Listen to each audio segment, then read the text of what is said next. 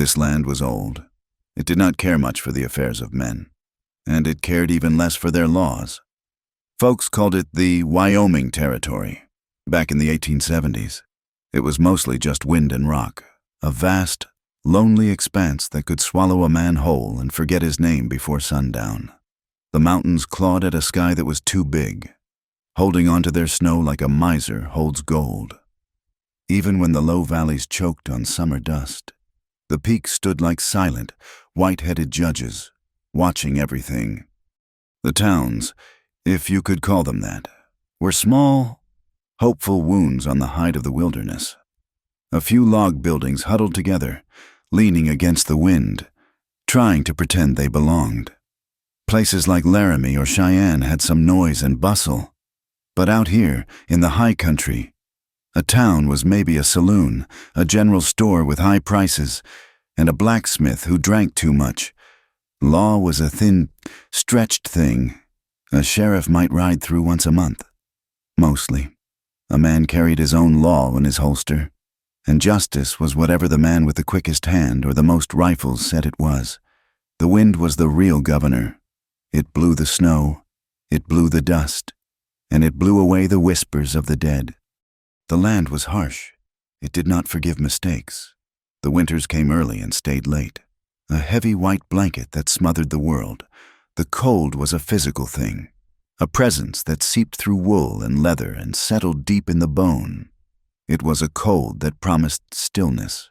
The wind was its voice, a high, lonesome keen that never seemed to stop, rubbing the rocks smooth and driving men slowly mad. The streams that cut through the canyons were ice cold, a shock to the system. Born from the melting snowfields high above, to drink from them was to taste the mountain's frozen heart. Into this quiet, unforgiving place came Jonah McCade. He was a man trying to lose himself, but the world was not big enough for that. His cabin was tucked into a fold of the foothills, built of thick logs he had cut and notched himself, chinked so tightly against the wind that barely a whisper got through. Smoke rose from his fieldstone chimney, a thin, straight gray finger against a vast, uncaring blue sky. It was the only sign for miles that a man was nearby. Jonah knew this wind. He had lived with it for 5 years, ever since he left the East. He was a hunter, and a good one. He knew how to read the land, how to move without noise, how to take what he needed and leave no mark. He trapped beaver and marten, selling the pelts at a trading post 2 days' ride south, just enough to buy coffee, salt, and cartridges. But he was something else before. A soldier. He had worn a blue coat once, back during the war. He had followed orders. He had ridden hard and fought harder. And he had done things that kept him awake now. 10 years gone. When the night was too quiet and the fire burned low, the war had taken something from him. A piece of his soul he figured he would never get back. He had come west, hoping to find it. Or maybe just to find a place where it did not matter. What he found was the quiet. He avoided the little towns. He avoided the talk of gold strikes or railroad progress. He did not care for the company of men. He had seen too much of what men do to each other when the rules fall away. He preferred the company of the silent trees and the patient rocks. His past mistakes were his own shadow, long and dark in the afternoon sun. He would sit sometimes, just watching the snow fall, and the ghosts would come. Ghosts of men he had known, and ghosts of men he had killed. They sat with him by his fire, their faces pale in the flickering light, and they never said a word.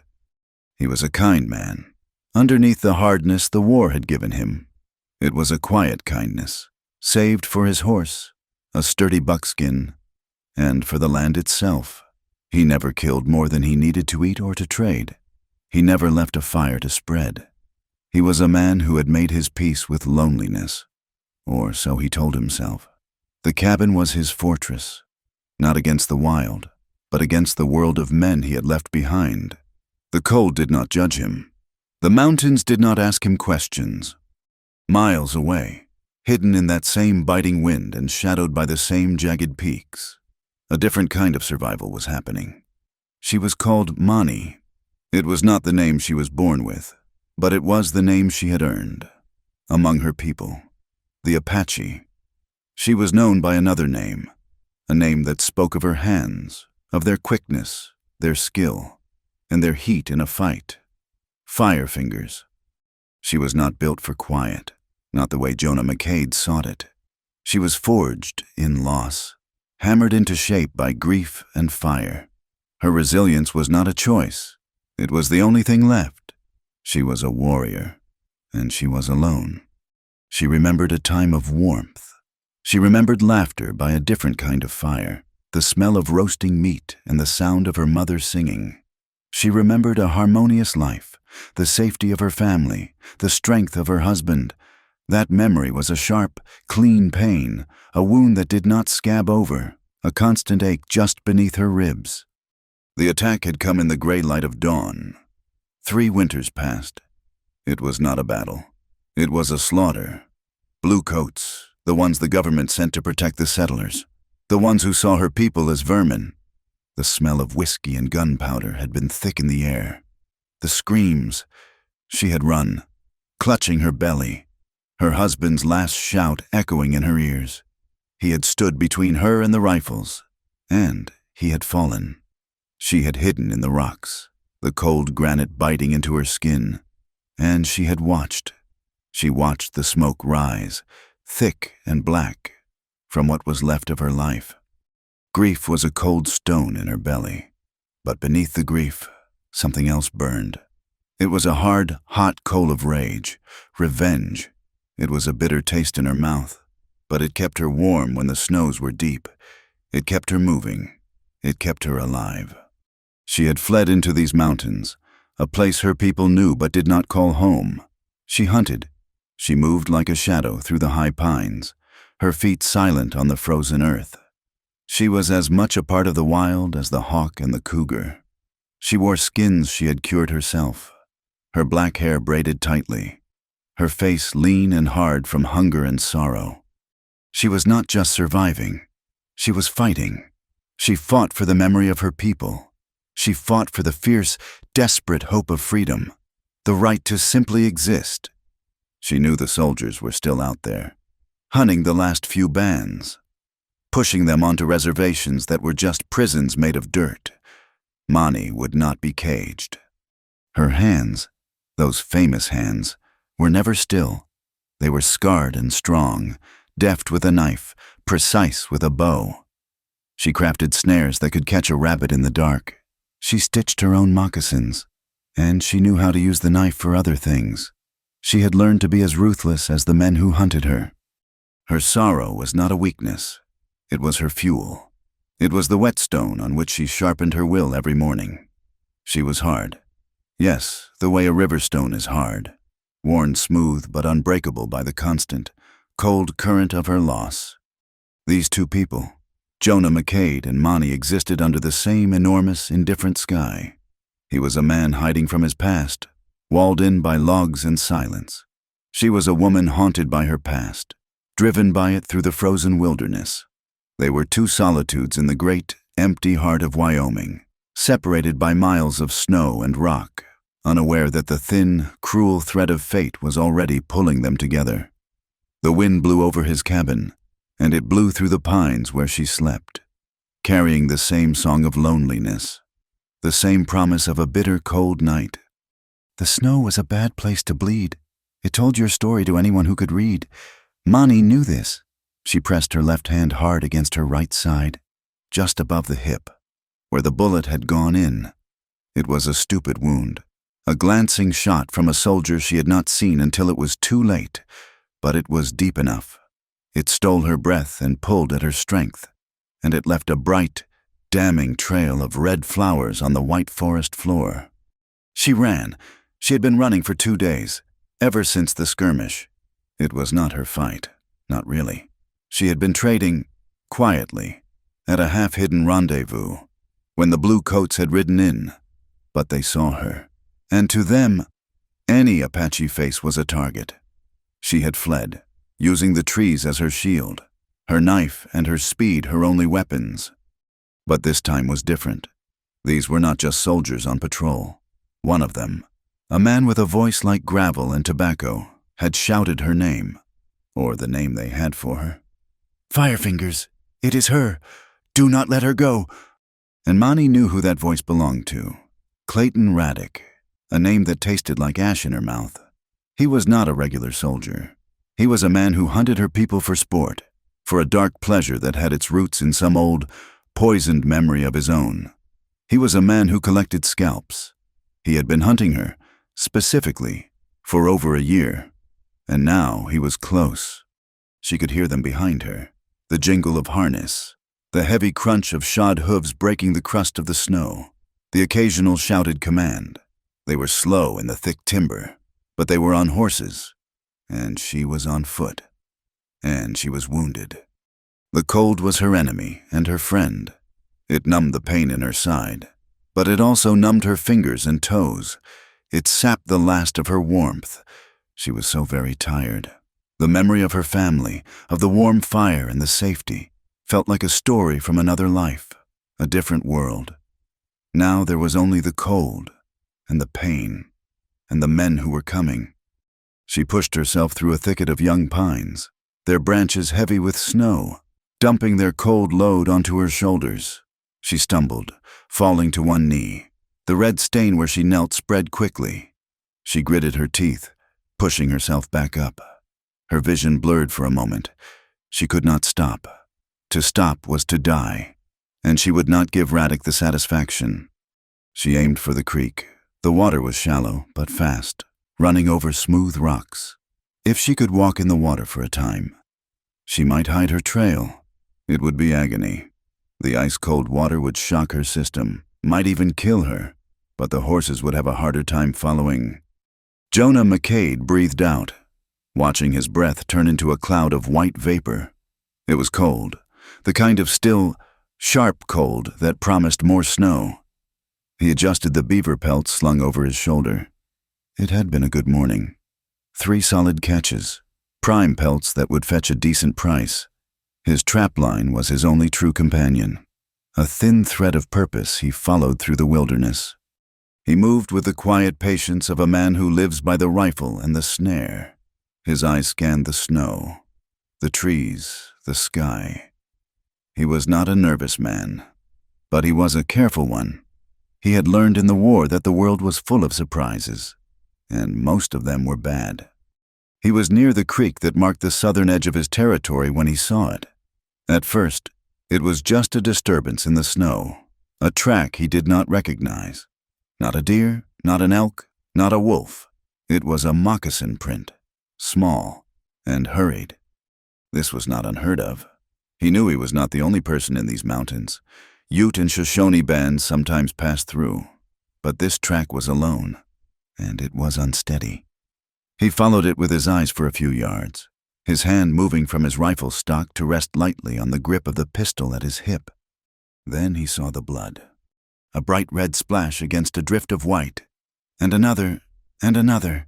Someone was hurt badly, and moving fast. His instincts, honed by years of war and survival, took over. He stopped being a hunter and became a soldier again. He checked the wind. He listened. He heard it, far off, to the north, the sound of horses, moving through the timber. More than one, maybe 5, 6 riders. And they were not moving like hunters. They were moving like a patrol, deliberate and spread out. Jonah looked back at the moccasin tracks, at the spots of blood. A lone person, wounded, fleeing a group of riders. This was not his business. His cabin was his sanctuary. He had sworn off the affairs of other men. He had turned his back on that world. He should just melt back into the trees, go home, and put another log on the fire. He took a step in that direction and stopped. The image of the blood in the snow held him. It was so red, so bright, a life leaking away into the cold ground. He thought of the ghosts that sat with him by his fire. He thought of the things he had done, and the things he had failed to do. He cursed, a low, soft sound that the wind snatched away. He could not just walk away. Whatever kindness was left in him, buried deep under the scars and the silence. It would not let him. He turned and began to follow the tracks, moving quickly, silently, his rifle now held ready in his hands. He followed the trail for half a mile, the blood sign growing heavier. The person was weakening, and weakening fast. The tracks led down into a steep gully, thick with brittle, frozen brush and aspen. He heard the breathing before he saw her. It was ragged, shallow, a desperate, painful sound, half gasp, half sob. He pushed aside a curtain of frozen willow branches. She was there. She was backed against a rock face, half buried in a snowdrift and a tangle of dead bushes. She looked less like a person and more like a cornered animal, a wild thing brought to bay. Her clothes were deerskin, worn and torn. Her black hair was matted with snow and sweat. Her face was gaunt, smeared with dirt, her skin pulled tight over high cheekbones. But it was her eyes that held him. They were black and deep, and filled with a fire that was equal parts terror and pure, unadulterated hatred. In her right hand, she held a long, bone-handled knife. It was pointed at his chest, and though her whole body was shaking with cold and exhaustion, the hand that held the knife was steady. Jonah stopped. He was maybe 15 feet away from her. He saw the dark, wet stain spreading across the skins on her right side. He saw the exhaustion in her face, the way her eyelids fluttered, fighting to stay open. She was close to the end. "Easy," he said. His voice was low, calm. He did not raise it. He did not want to spook her. "I am not with them." She just watched him, her eyes narrowing. She did not speak. She only breathed, that terrible, ragged sound. "I am not going to hurt you," Jonah said again, very slowly. He raised his left hand, open, palm out. He kept his rifle pointed at the ground. "I saw the blood. You are hurt." He heard the riders again, closer now, just over the ridge. They were shouting to one another. The woman, Mani, heard them too. A new wave of panic washed over her face, but the defiance did not leave her. She glanced up in the direction of the sounds, then back at him. She was trapped between the rock and him, and the men who were coming. Jonah made his decision.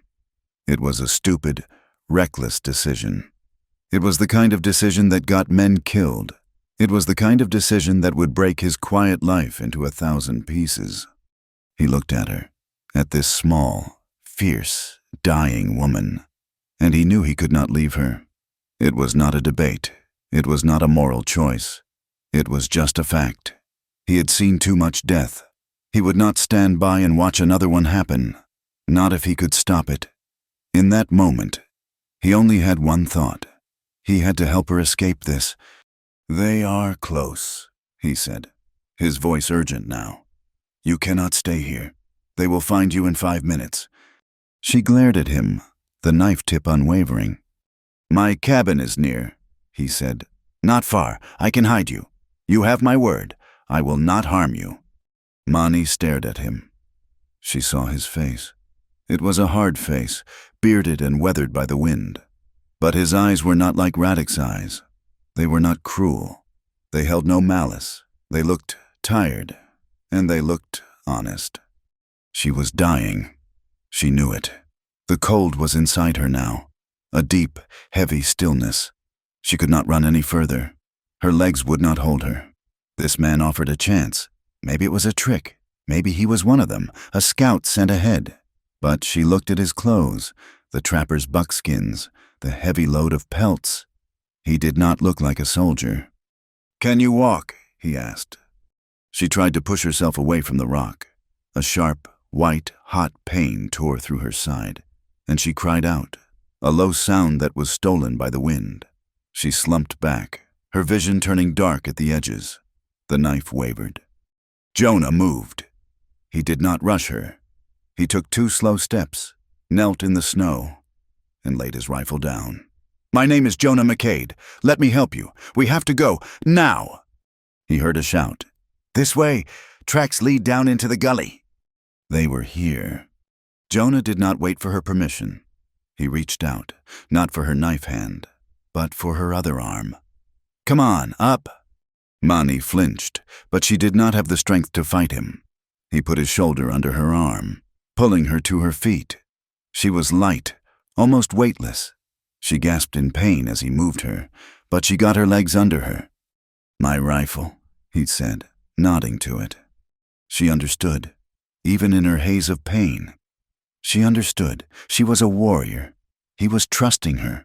She let her knife hand drop and, leaning heavily on him, she reached down and grabbed his rifle. "Good," he said. He looped his arm around her waist, taking her weight. He could feel the wet, sticky warmth of her blood through her skins. "This way. Move quiet." He guided her out of the thicket, away from the path her blood trail had made, and into the dense stand of pines that bordered the gully. Every step was an agony for her. He could feel her shaking, not just from cold, but from the shock of her wound. But she did not make a sound. She bit her lip until it bled, but she was silent.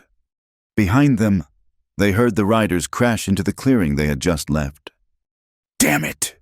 Radek's voice echoed in the cold air. "She was right here. The blood is fresh. Spread out. Find her." Jonah pushed Mani forward. "We cannot stop. Just a little further." She was leaning on him almost completely now, her feet dragging. He did not know if she was a Ute, or Shoshone, or something else. He did not know her name. He only knew that she was a woman. She was hurt, and he was trying to save her. He was breaking every rule he had made for himself. He was bringing the world, the violent, loud, bloody world, right into his home. He half carried, half dragged her through the snow. The silence of his wilderness shattered, the ghosts of his past rising up to meet the very real danger of the present. He had sought peace, but it seemed peace was not done with him.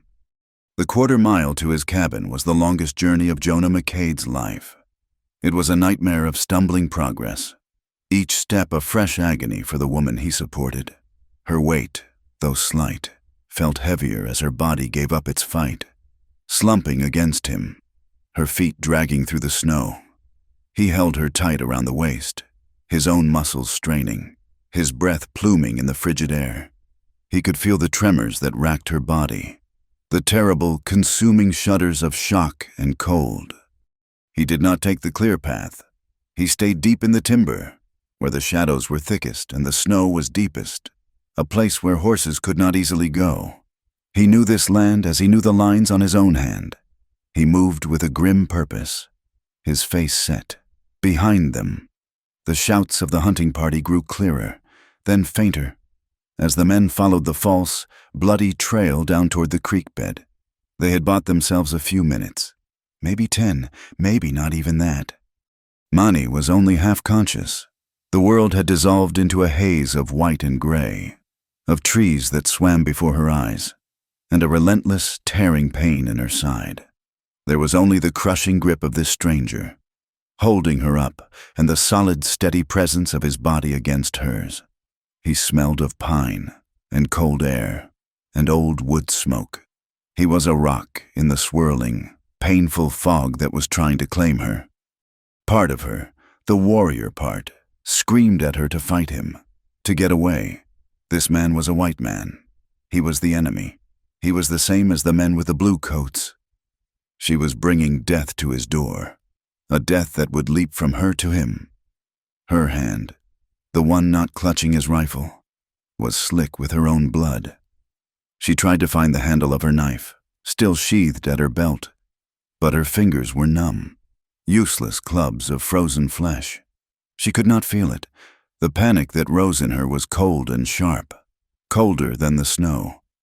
"Almost there," he grunted, his voice a low rumble beside her ear. "Just hold on, just a little more." He was strong. She had to give him that. He was half carrying her, pushing through drifts that came up to his knees, and he was not faltering. He moved with an economy of motion that spoke of long practice, of a body used to hardship. Then, through the trees, she saw it, a low, dark shape against the snow, a cabin. It was small, built of massive logs, looking as if it had grown from the earth itself. It was set back against a wall of rock, sheltered from the worst of the wind. A thin tendril of smoke, the same one he had watched earlier, rose from the chimney. It meant warmth. It meant shelter. Jonah kicked the snow away from the heavy plank door and shoved it open. A wave of warm, dry air hit them, smelling of burning hickory and old coffee. It was a shock to Mani's system, this sudden absence of wind, this embrace of heat. He maneuvered her inside, into the single shadowed room. It was dark after the blinding white of the snow. He did not let her go, but guided her across the rough floor to the simple cot in the corner, a frame of pine covered with a thick buffalo robe. He laid her down, gently, but she cried out as her wounded side met the resistance of the bed. "I know. I am sorry," he said, his voice quiet. He did not light a lamp. The light from the fire in the stone hearth was all they had, painting the room in flickering shades of red and gold. He turned back to the door, his movements quick and precise. He slid a thick wooden bar into place, locking them in.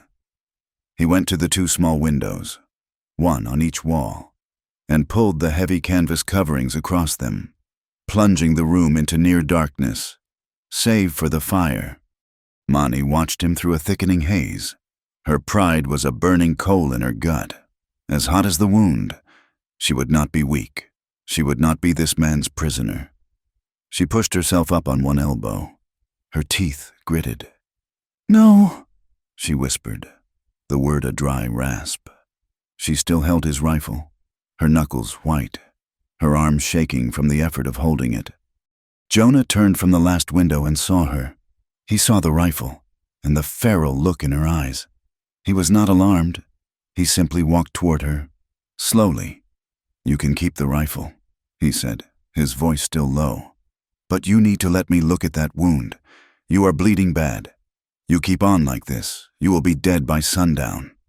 He stopped a few feet from the bed. He was not threatening. He was just stating a fact. Simply holding the rifle was costing Mani the last of her strength. She was so cold, but she was also burning. A fever was taking hold. She could feel its hot, metallic fingers creeping into her blood. She hated this man. She hated his calm. She hated him for seeing her like this, weak and broken.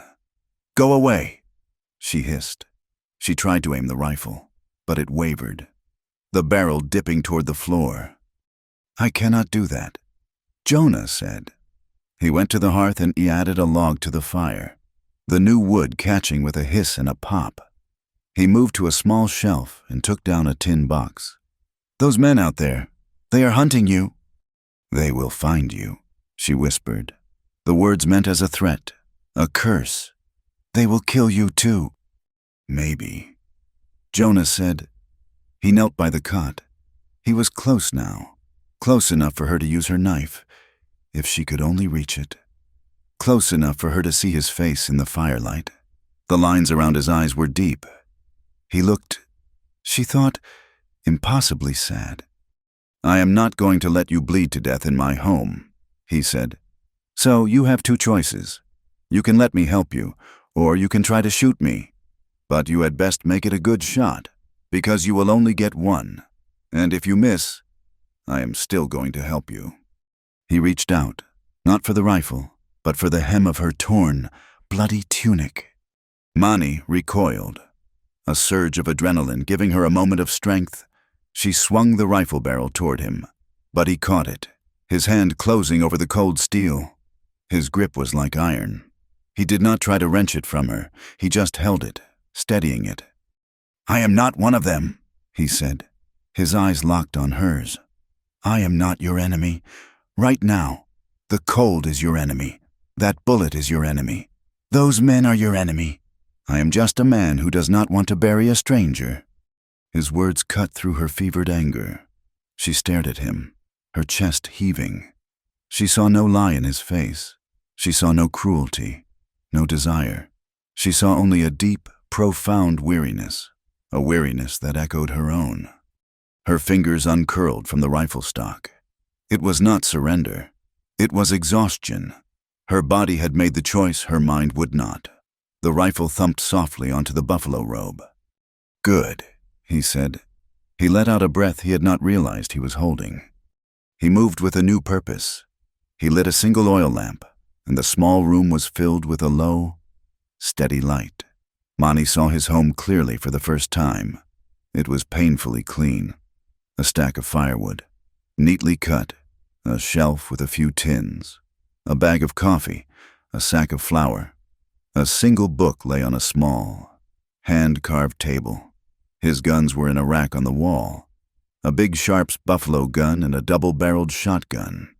They were meticulously clean, the metal oiled and gleaming. This was not a simple trapper. This was a man of order, a man of discipline. He was a man who had left the world, but he had brought his own rules with him. "This is going to hurt," Jonah said. He opened the tin box. Inside were clean white rags, a bottle of dark liquid, a needle, and a coil of black thread. "I have to cut this away." He took his own knife from his belt. It was a big, heavy skinning knife. Mani tensed, her hand flying to her own empty sheath. "Just the tunic," he said, and with surprising gentleness, he began to cut the stiff, blood-soaked deerskin away from her wound. The leather was thick, and he was careful, but every movement sent a jolt of fire through her. She gasped, her back arching off the bed. "I know," he said, his voice a steady murmur. "I know. Just breathe. Keep breathing." The tunic fell away, exposing her side.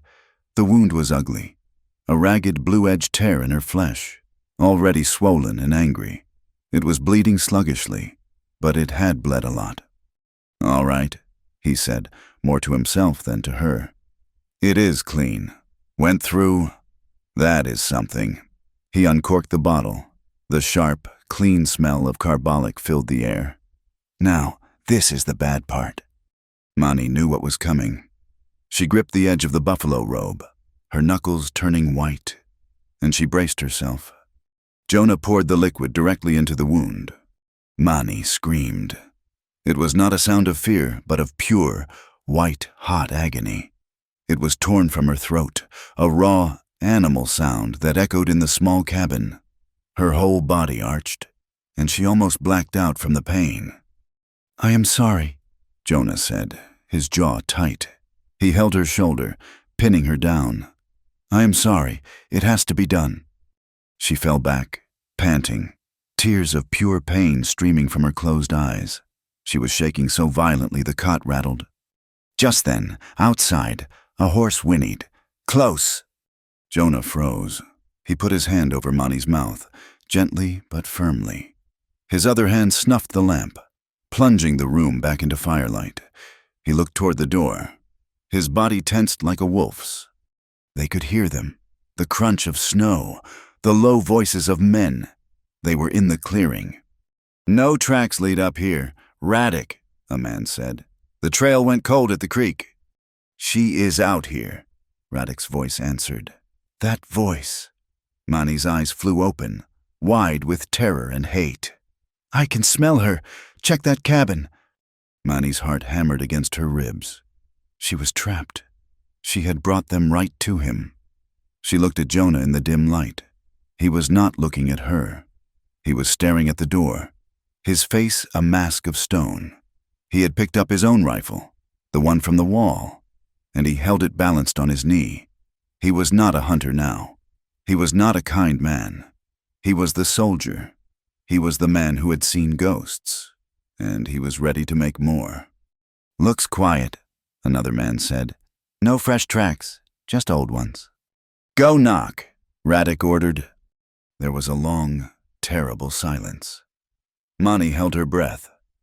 Jonah did not move, did not even seem to breathe.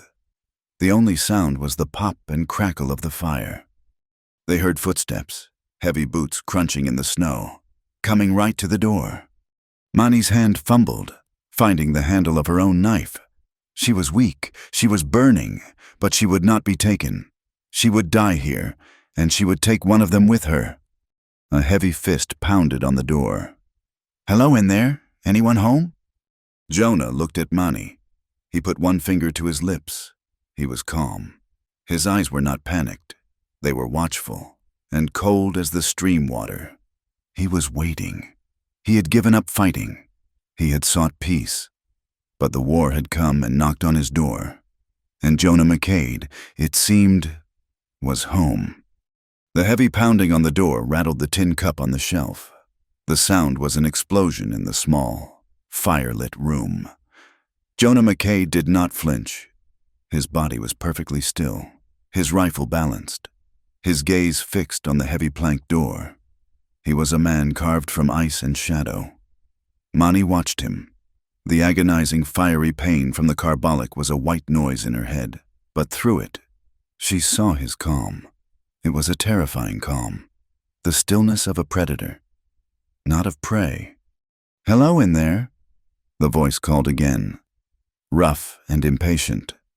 "We know you are in. We can see the smoke." Mani's hand tightened on her knife. She was ready. Weak as she was, she would not be taken. Jonah's eyes flicked to her. He saw the desperate, feral resolve in her face. He saw her brace herself to stand, a movement that would tear her new wound wide open. "Stay down," he breathed, the words so low they were barely a sound. He put one finger to his lips, then pointed to the cot. He was not asking. He was commanding. Another, harder pound. "This is Clayton Raddick. We are hunting an escaped Apache buck. Dangerous. You open this door, or we will open it for you." A lie. Mani knew they were hunting her. A woman. But they would call her a man to make the hunt seem more righteous, more dangerous. Jonah made his choice. He could not shoot his way out. Not against 5 or 6 men, not with her wounded. He had to think. The soldier in him took over, calculating odds, managing the threat.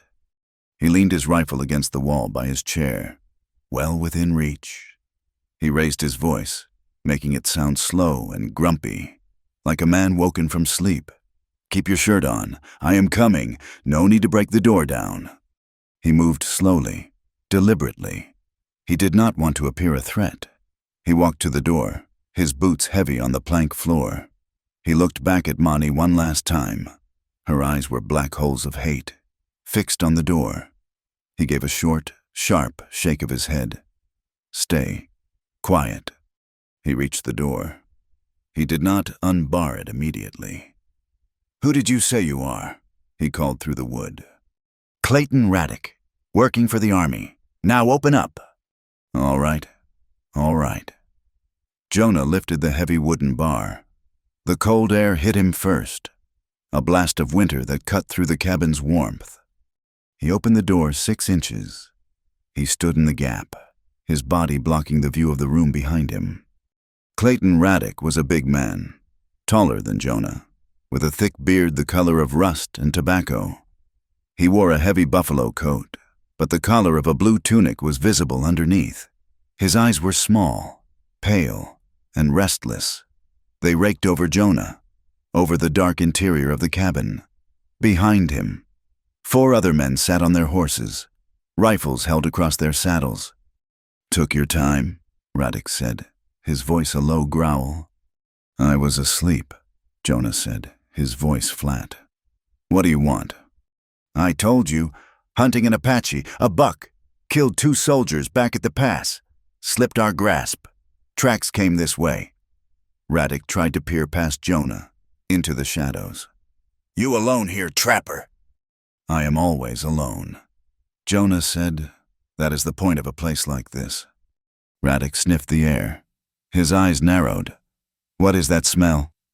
"What smell?" Jonah said, though his heart was pounding. "Smells like medicine, like carbolic." Raddick's hand moved, resting on the butt of the pistol at his hip. "You hurt." Jonah had to think fast. He shrugged, making the movement casual. "Had a run-in with one of my own traps. Stupid thing. A wolverine got in it first. Mean creature. Got my arm." He gestured with his left arm, keeping his right side, his gun side, angled away. Raddick stared at him. He did not believe him, But he had no proof. You have not seen anyone alone Apache moving fast. I have seen snow and wind and 3 beaver. Nothing else. Jonah said, "My tracks are the only ones around this place, and I made them this morning. You are welcome to look." Radek looked at the cabin, then at the snow-covered clearing. He looked back at Jonah, his eyes lingering. He did not like this. He felt the lie, but he could not pin it down. "You hear anything?" he said.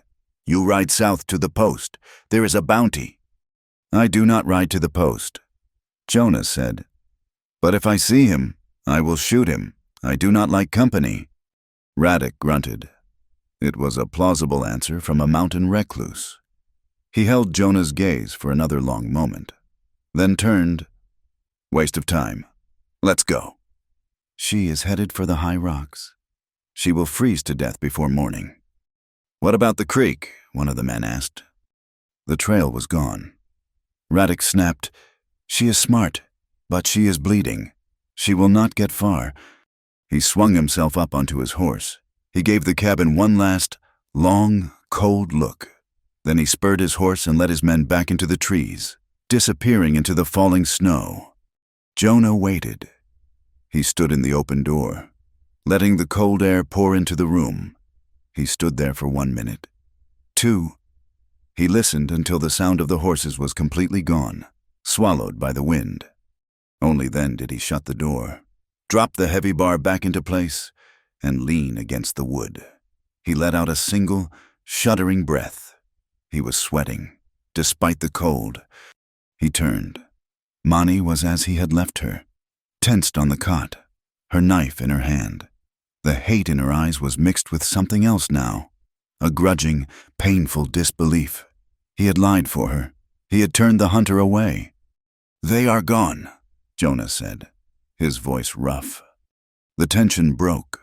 The wave of adrenaline that had held Mani upright vanished, and the pain, which had been a fire, became a raging, consuming inferno.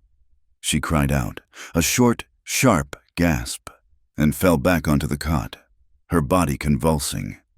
Jonah was at her side in an instant. The wound was bleeding again, bright red blood seeping through the crude bandage he had applied. "Damn it, you tore it open again." "It hurts," she whispered, her voice tight with agony. The room was starting to spin. The fever, held at bay by the terror, was coming on strong. "I know, I have to stitch it, and you have to hold still," he said. His voice was no longer calm. It was urgent. He lit the lamp, his hands moving quickly. He threaded the needle he had laid out, his hands thick but his fingers surprisingly nimble. "I do not have whiskey. I do not have anything. You just have to take it." Mani nodded, her teeth gritted. She gripped the edge of the cot. "Do it!" Jonah worked. The firelight and the low, steady glow of the lamp illuminated his face, a mask of intense concentration. He did not coddle her. He was efficient, methodical. He put the needle through her skin, pulling the thread tight, his movements precise and practiced. He was a man who knew how to sew flesh. Mani did not scream. She would not give him that. But a low, continuous moan escaped her lips, a sound she could not control. Her whole body was rigid. With each stitch, she watched his face. She saw the set of his jaw, the sweat on his own brow. He was not enjoying this. He was not a brute. He was a surgeon, a field surgeon. This was the soldier. He finished, knotting the thread with a sharp pull. "Done!" He gently cleaned the new blood away and applied a thick, dark green salve from a wooden bowl. It smelled of pine and herbs. He covered it with a clean piece of rag. Mani slumped back, utterly spent. She was shaking, her teeth chattering, though her skin was on fire. "Cold," she whispered. "It is the fever." Jonah said. He touched her forehead. His hand was rough, calloused, but it was surprisingly gentle. "You are burning." He covered her with a heavy buffalo robe, tucking it in around her. Then he took the wool blanket from his own bed and added it on top. She was still shaking. "I will be right back," he said. He grabbed a bucket and went to the door. He unbarred it, stepped out into the blizzard, and came back a moment later with a bucket heaped with clean snow. He set it by the fire to melt. He dipped a rag into the small amount of water already in his kettle and came back to her. He bathed her face. The cool water was a shock, but it was a relief. You lied," she whispered, her eyes fluttering. "I did," he said, his voice flat as he wiped the sweat from her temples. "Why they will kill you. If they find out, they will kill you." "They did not find out," he said. He went back to the fire, watching the snow melt. "You need to drink, and you need to rest. The fever is going to be the hard part the next 2 days." He was right. The next 2 days were a descent into hell. Mani lost all sense of time, all sense of where she was. She was trapped in a swirling, burning fog, tossed between the ice of her past and the fire of her fever. She was back in her village, running, the smell of smoke thick in her nostrils. She called out for Taza, her husband, his name a raw cry in the quiet cabin. She begged him to run, to hide. She thrashed against the heavy blankets, twisting and fighting, convinced the blue coats were holding her down. "Easy, easy, you are safe, be still." A voice cut through the nightmare, low and steady. A strong hand pressed her back to the cot, holding her shoulder. "You are safe, it is just a fever." She would quiet for a time, only to fall back. She saw Radek's face, his eyes pale and laughing, and she would try to claw her way up, grabbing for the knife that was no longer there.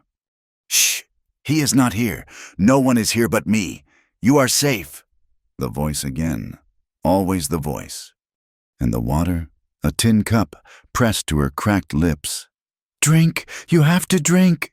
It was bitter. He had boiled willow bark. She knew the taste. He was fighting the fever with the mountain's own medicine. He was always there. Jonah, through the red haze. She would see him. He sat in the chair by the fire, a constant, solid shape. He never seemed to sleep. He kept the fire blazing, the small room a pocket of stifling heat. He came to her side, again and again, to bathe her face with cool water, to force the bitter tea past her lips, to check her wound. He changed the dressing. She was aware of him cutting away the old one, his touch impersonal but careful. He cleaned the wound, and she would hiss in pain. But he would just murmur, "I know, it is healing clean, no poison." Sometimes, the fever would make him the enemy. She would see his beard, his pale skin, and she would see the blue coats. "No!" she would gasp, trying to push him away. "Let me go." "I am not one of them," he would say, his voice unchanging, patient. "The war is over. You are safe. Rest." Once, in a rare moment of perfect clarity, she woke. It was deep in the night. The blizzard had passed, and the world outside was utterly silent. The fire was a bed of glowing red coals. He was asleep in his chair. His head had slumped forward onto his chest, and in the low light, he looked broken. His face was etched with a profound exhaustion, a deep bone weariness that matched her own. His rifle was on the floor, leaning against the chair, his hand still resting near it. He was not a monster. He was not an enemy. He was just a man who had seen too many ghosts. She knew, she saw them in his eyes when he thought she was not looking. She saw the same shadows in him that lived in her. She closed her eyes, and her sleep was, for the first time, a true rest. The fever broke on the 4th morning. She woke up, and the room was not spinning. The air was cold. The fire was just embers. She was drenched in sweat, but the burning was gone. The pain in her side was a sharp, clean ache. She heard movement. Jonah was at the door, bringing in a load of firewood. He dumped it in the wood box with a clatter. He turned and saw her watching him. His eyes were bloodshot. His beard was unkempt. He looked as worn out as she felt. "So," he said, his voice rough from disuse. "You are still with us." "I am," she managed. Her throat was raw. He nodded. He went to the hearth, stoked the embers, and added new wood. Soon, a small fire was crackling. He put a pot of water on to boil. "You are hungry." It was a statement, not a question. He made her a thin porridge of cornmeal. He brought it to her, and she had to let him help her sit up. She was weak, her muscles like water. But she ate every bit, the warm food a miracle in her belly. She finished. He took the bowl. "Thank you," she said. He just nodded. He took his chair by the fire, but he did not pick up his rifle. He picked up a small piece of wood and his knife, and he began to whittle. They sat in silence for a long time. It was a new silence. Not the silence of enemies, not the silence of strangers. It was something else. "Why?" she finally asked again. The word was stronger this time. He did not stop whittling, his knife peeling away a long, thin curl of pine. "Why did I lie?" "Why did you not let me die?" she corrected him. "It was not your fight. You have a good place here. Quiet. I brought them to you. You should have shot me yourself. It would have been smarter." He stopped. He looked at the piece of wood in his hands. "I lived in the quiet for 5 years, he said, his voice low. "I thought it was peace, but it was just empty. I have seen too much dying. I have done my share of it.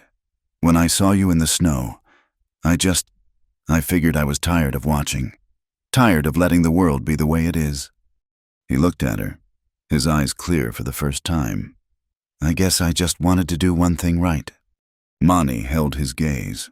She, who had lived on hate, was suddenly faced with an act of pure, stubborn kindness.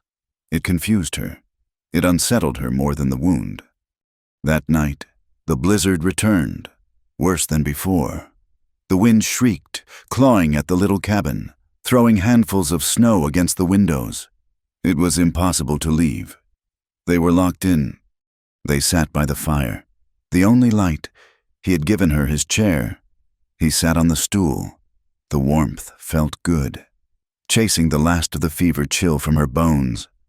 "You said you were a soldier," she said, her voice soft. "I was a long time ago," he said, staring into the flames. "You fight well," she said, "and you know how to fix a bullet hole." "I saw a lot of them," he said. His face darkened. "Too many." My husband," Mani said, the word a small pain. "He was a warrior, the best, but they had too many rifles." Jonah nodded. He remained silent. He let her speak. She had not spoken of this, not to anyone, not in 3 years, but the wind was howling, and the fire was warm. And this man, this enemy who was not an enemy, was listening. And he understood. His name was Taza. He was warm, like this fire. He laughed. He taught me to use the bow. I was just a girl. He made me a warrior. She stared into the fire, seeing not the flames, but a face. The day they came, the blue coats. He did not run. He stood. He fought them, so I could get away, so the children could run. Her voice was low, a monotone of old grief. I ran, I hid, I watched them kill him, I watched them burn everything, my mother, my little sister. She stopped. The silence in the cabin was heavy, broken only by the shriek of the wind. "I am the only one left." She looked at her hands, which were resting on her knees. "Fire fingers, they called me, because I was fast, fast with a knife, fast with a snare. I was not fast enough to save them." Jonah's heart ached. He looked at her, this small, fierce woman who had lost everything. He saw the grief she carried, a load that would have crushed most people. And he saw the iron will that kept her walking. He felt a sting of shame, for his own self-pity, for his hiding. He was not just sympathetic. He was moved. He felt an admiration that was sharp and clear. She was not broken. She was honed. "The man," Jonah said, his voice thick. "Radek, he was there." She looked up, her eyes suddenly blazing, the grief burned away by a sudden, hot rage. "He was leading, he was smiling, while his men— he was smiling. I swore it. On my husband's blood. I will not rest. I will not stop. I will find him. And I will put my knife in his heart." She was trembling, her hands clenched into fists. Jonah looked at her, at the fire in her, and he understood. He had brought her here to save her from dying. He had not understood, until this moment, what she was living for. He had run from the war, but she was carrying it with her, a personal, burning war, and he was now, whether he liked it or not, standing right in the middle of it. Her confession hung in the small cabin, as real and heavy as the scent of wood smoke and pine salve. The wind howled, a mourning sound that echoed the grief she had finally given voice to, and then it died, leaving a profound, frozen silence in its wake. Jonah did not speak. He did not offer empty comforts or false promises of justice. He just sat, his presence a solid, steady thing in the darkness. And he listened. He accepted her words, her pain, and her burning, terrible vow. In his silence, she felt something she had not felt in 3 years. She felt heard. The blizzard locked them in. The world outside vanished, reduced to a shrieking, white chaos. The cabin became their entire universe, a small, warm bubble of survival. And in this forced intimacy, something began to shift. The days passed, no longer marked by the sun, but by the rhythm of the fire. Jonah would bundle himself in thick furs, unbar the door, and vanish into the white maelstrom for an hour, returning with firewood and fresh snow to melt for water. He checked his snares, close to the cabin, and once came back with 2 rabbits, which he quickly skinned and stewed, the rich, savory smell filling the room. Mani healed. The fire in her side slowly cooled to a dull, manageable ache. Jonah changed the dressing every day, his touch still impersonal, but no longer the touch of a stranger. It was familiar. She let him move her, let him clean the wound, without tensing. She was still weak, but her body was mending, knitting itself back together under his care. They spoke, but not often. Theirs was not a relationship built on words. It was built on the quiet, shared moments of a life reduced to its essentials. It was in the way he wordlessly handed her a hot cup of weak coffee in the morning, the last of his precious store. It was in the way she took his worn wool shirt, the one he had used as a rag in his haste, and began to painstakingly mend the tear with a needle and thread from his kit. Her stitches were small and perfect, her fire fingers as deft in mending as they were in destruction. He would sit for hours, carving, his knife making whispering sounds as it peeled away slivers of wood. He was carving a small bird, a hawk, its wings folded. She would watch his hands. They were big, scarred, and calloused. They were the hands of a man who worked, who fought, who had killed, but they were also the hands that had stitched her skin with a surgeon's care, the hands that had bathed her face, the hands that had lied to Clayton Radek, the hands that were now creating something delicate from a rough piece of pine. He watched her, too, when he thought she was asleep or staring into the fire. He would watch her. He saw the way the firelight caught the blue-black sheen of her hair, which she had painstakingly combed and rebraided with her fingers. He saw the strength in her profile, the hard line of her jaw that would not soften, even in rest. But he also saw the shadows in her eyes, the moments when the grief would wash over her, a wave so powerful he could almost feel it from across the room. She would close her eyes, her hand moving to her side, and her breath would catch. He would look away, his own throat tight, and pretend to poke the fire. This closeness was a dangerous, fragile thing. He was a white man. She was Apache, The world he had run from, the world that now hunted her, would see this as a crime punishable by death. He knew that. He was a man who had built his life on the avoidance of all attachment, a fortress of one. And now, a woman with eyes like hot coals and a soul full of ghosts was living in that fortress. She was not his prisoner. She was not his patient, not anymore. She was just Mani. She began to move around the cabin. She stood, her legs shaky, and walked the few paces to the fire. He had watched, ready to catch her, but he did not offer his hand. He let her find her own strength. Soon, she was stirring the pot, adding a pinch of dried herbs she had in a small pouch at her belt. The simple act of her cooking in his home, using his fire, shifted the air between them again. It became less his cabin, and more theirs. One evening, the wind had finally died.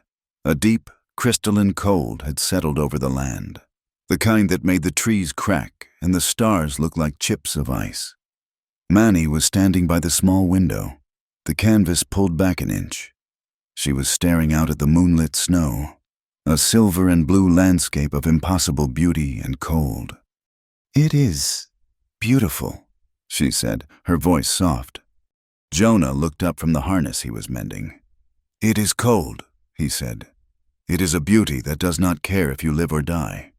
"My people say the snow is a blanket," she said, her gaze still fixed on the outside. "To let the earth rest, to make it clean for the new spring." She turned to him. "But this cold, it is like my heart was, for 3 years, frozen, hard." "And now?" he asked, his voice low. She looked at him, her dark eyes unreadable in the shadow. "Now, there is a fire." She did not mean the one in the hearth. He put the harness down. The air in the room was suddenly thick, heavy. He had spent 5 years learning not to feel. He had built a dam inside himself. And this woman, with her pain and her quiet strength, was chipping away at it, piece by piece. He could feel the dam cracking. He could feel the things he had buried, the loneliness, the need, the simple human desire for contact, begin to stir. It terrified him. "You should rest," he said, his voice rougher than he intended. "You are still healing." She did not move. She just watched him. She saw him. She saw the fear in his eyes, the same fear she felt. He was afraid of this thing that was growing between them. She was afraid of it too. Her vengeance was her shield, her reason to live. This feeling, it was a distraction. It was a weakness. It was a betrayal of Taza's memory. But it was also life. She had been a ghost for 3 years, a shadow fueled by hate. This man, this stranger, with his sad eyes and his careful hands, had looked at her, and he had not seen an Apache. He had not seen a buck. He had not even seen a woman. He had seen a person who was bleeding in the snow. He had saved her life, and in doing so, he had, without meaning to, brought her back to it. The pain, the gratitude, the safety, it had all coalesced into a new, sharp, undeniable feeling. It was a warmth that started deep in her belly and spread through her, a feeling she had thought was dead, a feeling she had buried with her husband. It was desire. It was not just for comfort. It was a raw, profound, aching need to be alive, to be touched, to be held, to affirm that she was still a woman, a living, breathing creature of flesh and blood, not just a vessel for revenge. She took a step toward him, and another. Jonah stood up. The stool scraped on the floor. "Mani, do not—" He did not know what he was warning her against. She stopped in front of him, so close she had to tilt her head back to look up at him. She could smell the faint scent of leather and snow on him. She could feel the heat radiating from his body. He was so large, so solid. A wall, a shelter. She was trembling, but it was not from cold. It was from the terrifying, exhilarating strength of this feeling. It was the most alive she had felt in 1,000 days. Her hands, her fire fingers, were not for her knife. She reached up, slowly, her hand shaking. He flinched, almost imperceptibly, as if expecting a blow, but her hand was gentle. She did not touch his face. She laid her palm flat against his chest, against the rough wool of his shirt. Beneath her hand, she felt the solid, steady, living beat of his heart. He stared down at her, his face a mask of conflict. His breathing had stopped. "Make me yours tonight," she whispered. The words were a thread of sound in the absolute quiet of the cabin. They were not a request. They were a plea, a demand. "See me, hold me, remind me what it is to be alive, before I go back to the world of death." Her eyes were not the eyes of a widow. They were not the eyes of a victim. They were blazing, filled with a fire that was fierce and desperate and entirely female. Jonah looked into that fire, and everything he had built for himself, his quiet, his walls, his ghosts, all of it turned to ash. He was a man drowning, and she was the only heir. He had run from the war, run from life, and here it was, standing in his home, offering him everything. His own loneliness, a vast, cold ocean he had lived in for years, surged up to meet hers. His hands, the hands that had killed and healed, were shaking. He had wanted to do one thing right. He had thought that meant saving her life. He was wrong. Slowly, as if in a dream, he raised his hand. He did not pull her to him. He did not push her away. He simply laid his rough, calloused hand over hers, pressing her palm more firmly against his chest. He covered her hand with his, a complete, consuming, gentle grip. He felt the bones of her fingers, so fine and strong. He felt her tremor, or maybe it was his own. He looked into her eyes, and the soldier and the trapper and the recluse were all gone. There was only Jonah. "I will," he said. His voice was a raw promise, thick with an emotion he had refused to name for 5 years. It was not just an answer for the night. It was an acceptance, a surrender. It was the end of his peace, and the beginning of something else, something far more dangerous, and far more real. His promise was a rock in the churning water of the night. It was a single, solid point in a world that had dissolved. When Jonah's hand covered hers, it was not just the warmth of his skin. It was an anchor. It was the first safe, intentional touch Mani had known in 3 years. It was a binding. He did not pull her to the cot. He did not move at all. He simply stood, his hand covering hers, his thumb moving almost imperceptibly over her knuckles. He was letting her lead. He was giving her the power. His eyes were dark, and the conflict in them was replaced by a deep, profound, and aching acceptance. He saw her, all of her, the warrior, the widow, the woman. She did not let go. She leaned into him, a small, almost hesitant movement. She rested her forehead against his chest, just below his chin. She felt the rough wool of his shirt against her skin, smelled the man scent of him, and she closed her eyes. She was so very tired. His other hand came up, slowly, and rested on the back of her head, his fingers gently tangling in her long, black hair. He just held her. They stood like that for a long time, the only sound the settled hiss and crackle of the fire. It was not a moment of passion, but something far deeper. It was a moment of communion. 2 solitudes, 2 vast wildernesses of grief, touching at the edges. He was her shelter. She was his. What was she not his redemption, not his forgiveness? She was his present. She was the first thing that had been real to him, not a ghost, in 5 years. The next morning, the world was new.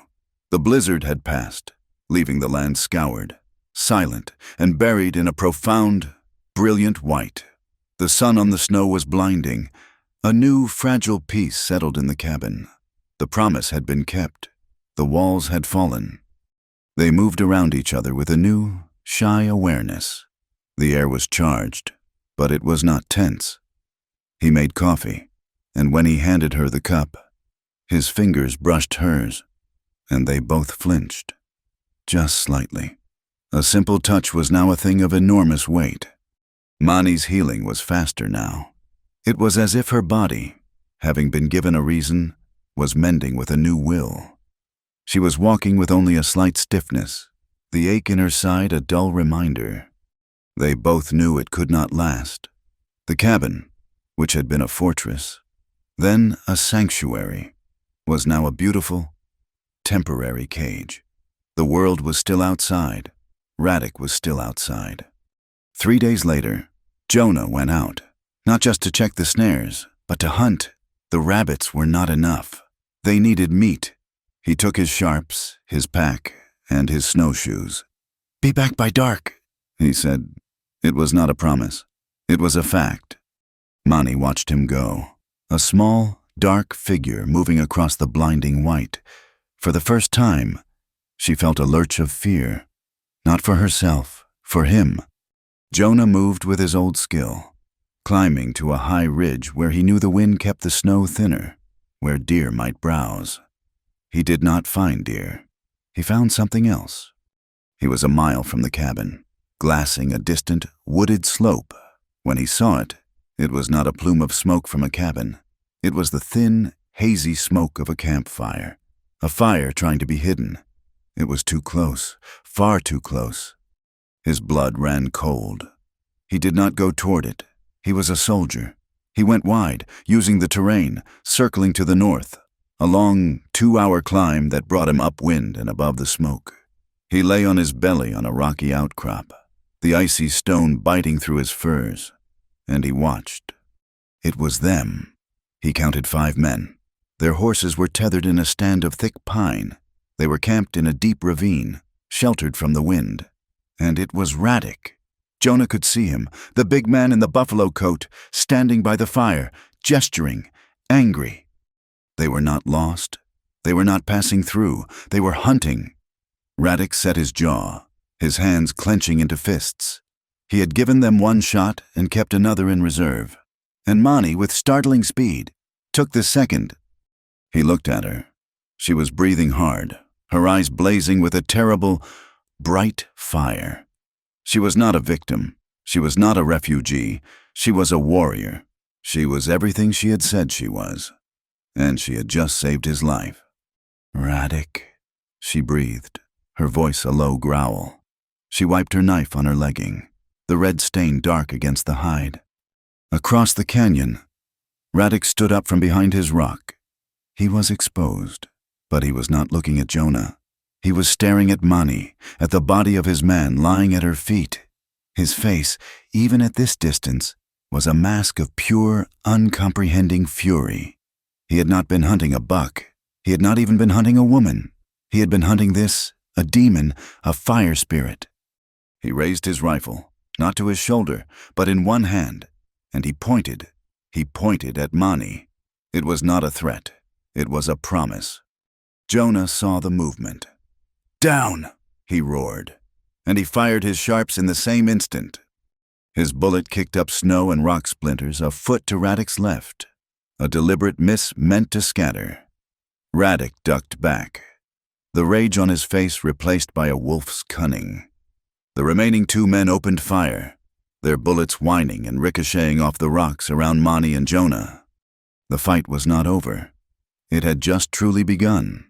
They were trapped on the ridge, with 2 men, maybe 3, still pinned down, and a killer who now knew exactly who he was fighting. The tension was a razor's edge.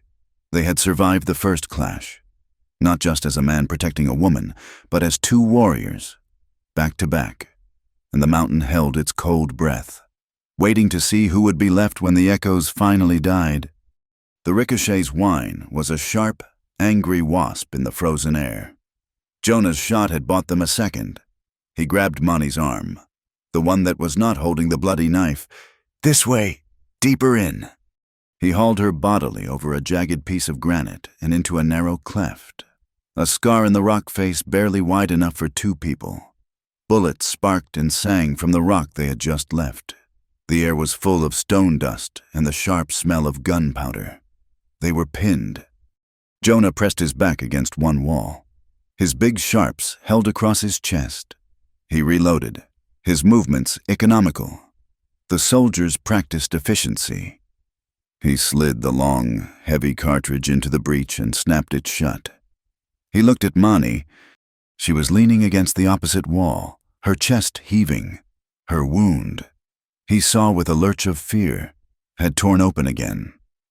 A dark, wet stain was spreading on her legging. Just below the buckskin tunic, she was pale, but her eyes were still burning. That terrible, beautiful fire. She was methodically cleaning her husband's knife on a strip of hide, her fire fingers moving with lethal precision. "You are hurt," he said, his voice a low growl. "It is nothing," she breathed, though her face was tight with pain. "It will hold. He is still out there." "He is," Jonah agreed. He risked a quick look around the edge of their stone shelter.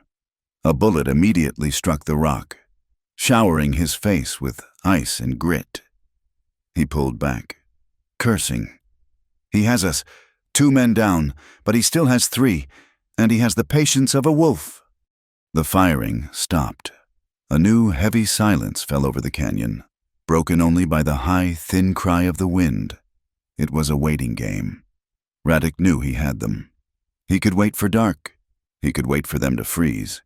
He could wait for Mani's wound to weaken her. "How many shots do you have?" Mani asked. Her voice was quiet. All business.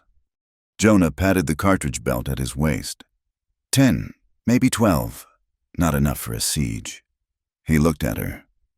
"You." She held up her one remaining knife. "This one, and the one in his chest." She nodded toward the dead man just outside their cover. "And my hands." Jonah let out a grim breath. Not good odds. He settled back against the rock, his mind racing, the old tactical part of his brain clicking through options. There were none. They were on a high, exposed ridge, in a shallow hole, with 3 men below them who wanted them dead. "Jonah," she said. He looked at her. Her face was serious, the battle fire in her eyes dimmed, replaced by something heavier, something older. "You must go," she said, her voice flat. He stared at her. "Go where? They are down there." "They are not watching the high side," she said, nodding up the steep, snow-choked chimney of rock above them. "Not yet. You can climb. You are strong. You can make it over the summit before they know you are gone." "And leave you here," he said, his voice incredulous. "That is not a plan. That is surrender." "It is my plan," she said, her voice sharp. "I will give you time. I will draw their fire. When you are clear, I will." She did not finish. "You will what?" he demanded, his anger rising, a hot, protective surge. "You will die. That is what you mean.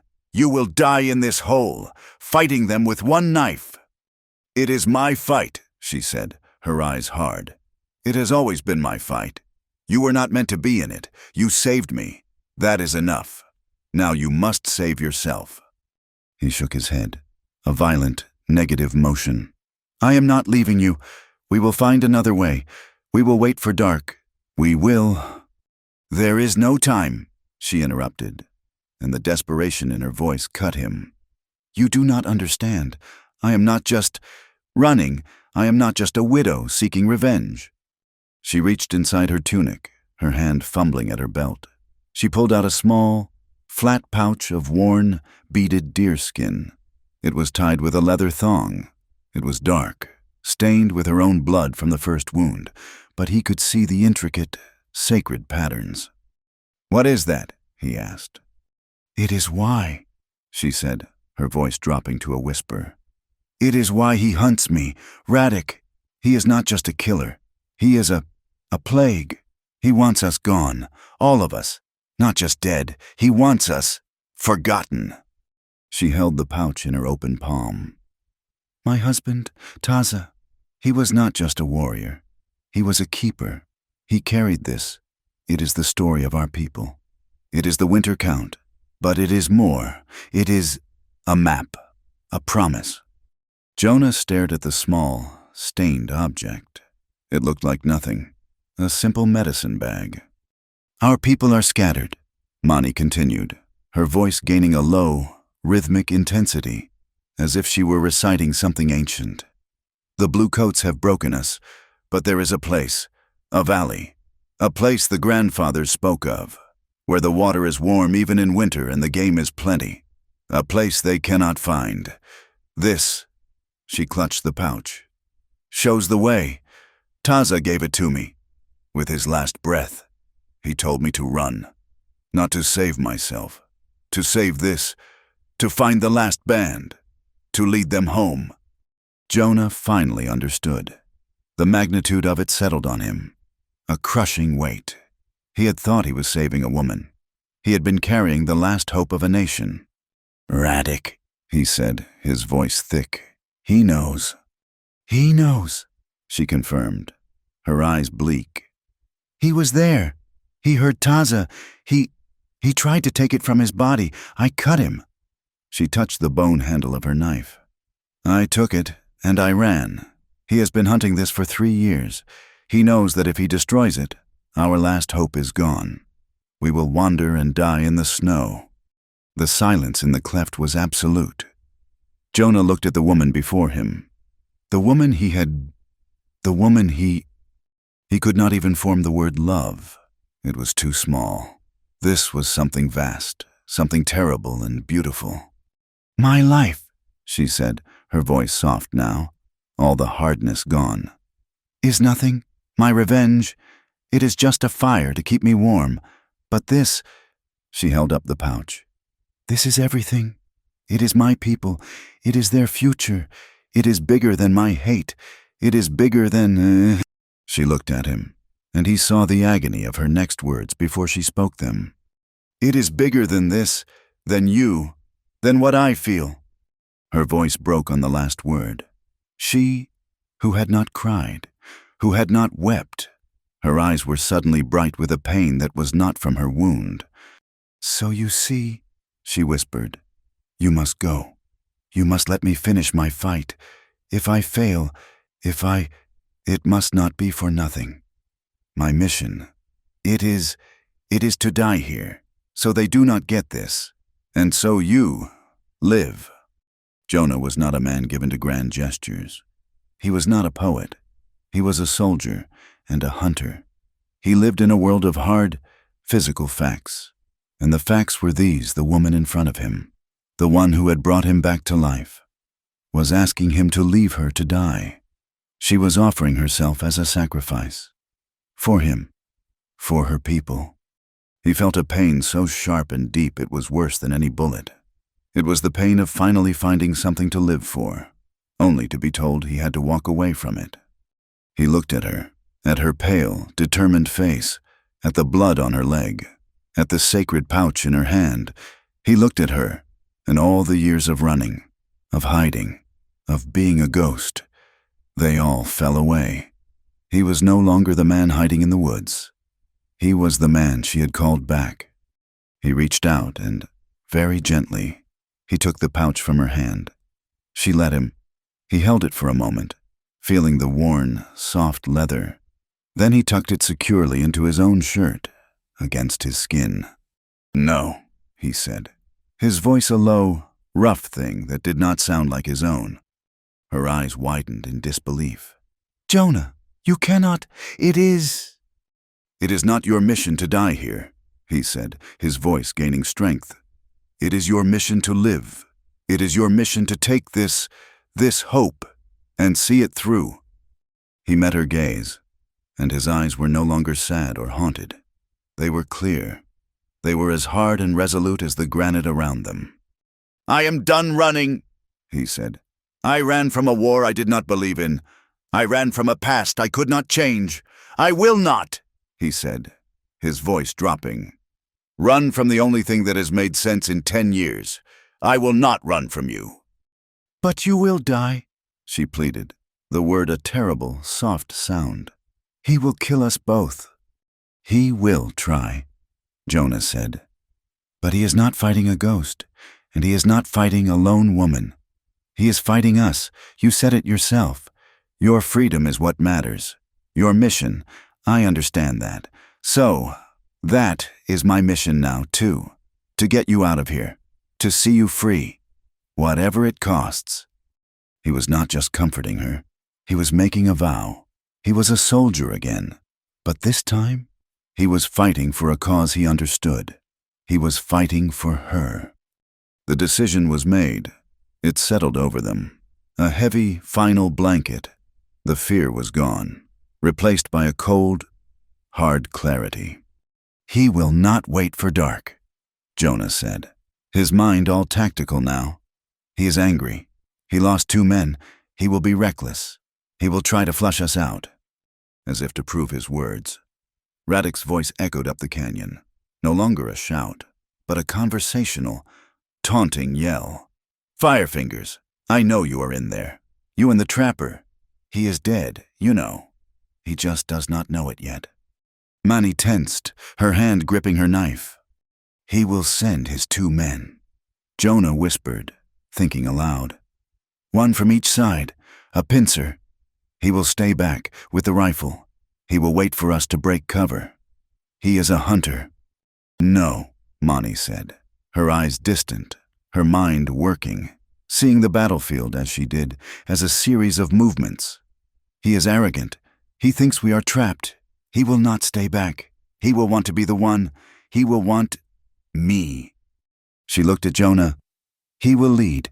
The other 2 will cover him. They will come from the front, from where we came. It is the only clear path."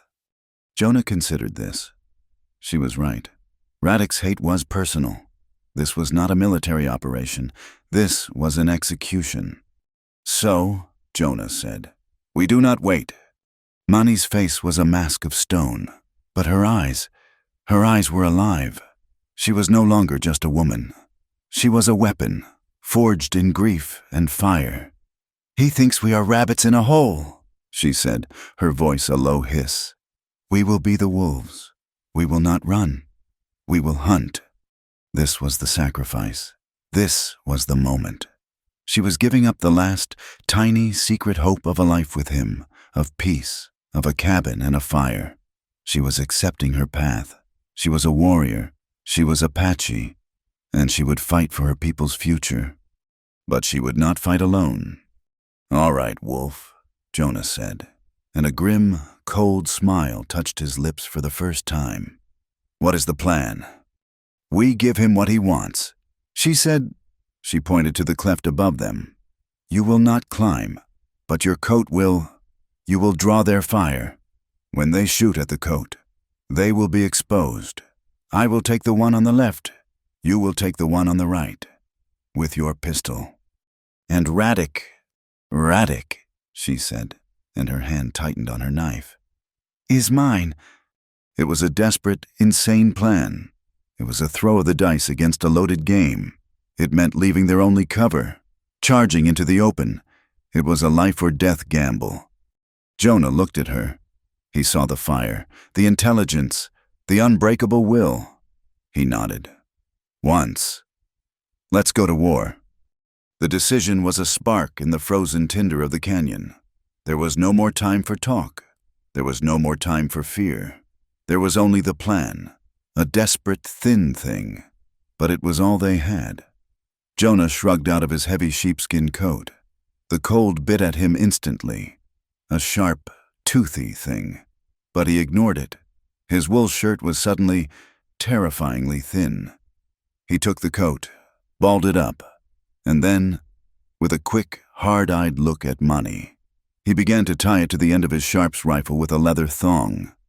"Trapper," Radek's voice echoed up, taunting, impatient. "You cannot wait out the cold. You are dead. You are just too stupid to lie down. Come out and meet your God." Jonah did not answer. He finished the knot. He crouched, making himself small, and looked at Mani. She was pressed against the rock wall, a coiled spring. Her husband's knife held in a reverse grip, the blade gleaming dully in the reflected light of the snow. Her face was a pale, beautiful, terrifying mask of pure, controlled rage. Her wound was a forgotten thing. Her pain was fuel. She was ready. He saw her nod, a short, sharp dip of her chin. "Now," he whispered. He moved. He jammed the rifle up, pushing the coat above the lip of their stone cleft. He shook it, trying to make it look like a man scrambling, a man in a panic. "This way!" he yelled, his voice strained, a perfect imitation of fear. "He is climbing." The reaction was immediate. "There!" a man yelled from below. "There he is! Get him!" Two rifles cracked almost as one. The heavy bullets tore through the sheepskin, a thwack-thwack that was sickeningly final. The coat jumped on the end of the rifle, as if it were a man being hit. "Go!" Jonah roared. Mani exploded. She was not a person. She was a streak of shadow and fury, moving with a speed that defied the wound in her side, that defied the very air. She burst from the cleft, not upright but low, her body almost parallel to the snow. She went left, toward the man who had fired from the shelter of a large boulder. In the same instant, Jonah moved right. He left the rifle and the ruined coat. He vaulted over the low rock wall that had sheltered them, his big body a massive, sudden target. He did not go for his long gun. In his right hand, he held his heavy Colt revolver, the soldier's weapon. It was a perfect, terrible, synchronized chaos. The man on the left, Mani's target, was fumbling with the lever of his repeater, his eyes still on the decoy coat. He heard the sound of her moccasins in the snow, and he looked up. His eyes went wide. He saw not a woman, but a spirit, a death thing, its black hair flying, a knife held high. He tried to swing his rifle, a clumsy, desperate movement. He was a lifetime too slow. Mani did not falter. She did not scream. She was silent. Her arm flashed, a silver arc in the bright air. The bone-handled knife sank to the hilt in the soft spot beneath his jaw, driving upward. Severing sinew and artery and life, he made a wet, choking sound, his hands flying to his throat. Mani was already gone, pulling the knife free with a savage twist, using his falling body as a shield. One. The man on the right had been fooled as well. He saw Jonah, a huge, bearded demon, charging out of the rock, and he panicked. He brought his rifle up, a hasty, jerky motion, and he fired. The shot was wild. The bullet tore through the thick sleeve of Jonah's wool shirt, a brand of white-hot fire along his forearm. But it missed the meat. Jonah did not even feel it. He did not slow. The soldier in him was in complete control. He was running, closing the distance, but his arm was steady. He raised the Colt, aimed, and fired. The heavy revolver bucked in his hand, its roar a flat, hard crack in the canyon. The heavy slug hit the second man square in the chest. It was not a clean wound. It was a hammer blow. It threw the man physically backward, lifting him off his feet, and he collapsed into a deep snowdrift, his rifle spinning away. He did not move. 2. It had taken less than 5 seconds. The sudden, brutal violence of it stunned the canyon into silence. The echoes of the shots rolled away, leaving only the sound of Mani's harsh breathing and the wind. Jonah stood over the man he had killed, his pistol smoking, his head turning, scanning. Mani rose from behind her cover, her knife dripping red onto the pure white snow. They looked at each other, two warriors, back to back, in a circle of death. "Where is he?" Jonah growled, punching the spent shell from his Colt and feeding a new, brass cartridge into the chamber. Radek was not there. He had not led the charge. He had not been with his men. "He played us," Jonah said, his eyes scanning the rocks below. He used them to flush us out." "Clever," Mani breathed, wiping her knife clean. "Too clever," a voice said. It was not a yell, it was calm, and it came from above them. Jonah's blood turned to ice. He looked up. On the high ridge, the one they had been climbing toward, the one that offered a perfect, commanding view of the entire slope, stood Clayton Radek. He was 50 yards away. his big body silhouetted against the bright blue sky. He was not even breathing hard. He had flanked them. He had anticipated their every move, their escape, their desperation. He had herded them like sheep.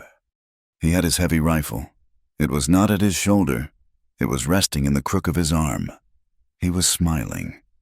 "You are learning, trapper." Radek called, his voice conversational, carrying easily in the thin, cold air. "That was a good trick with the coat, very soldierly. And you?" His eyes shifted to Mani, his smile widening. "You are just as fast as they said. A fire, indeed. You killed 2 of my men. That is going to cost you."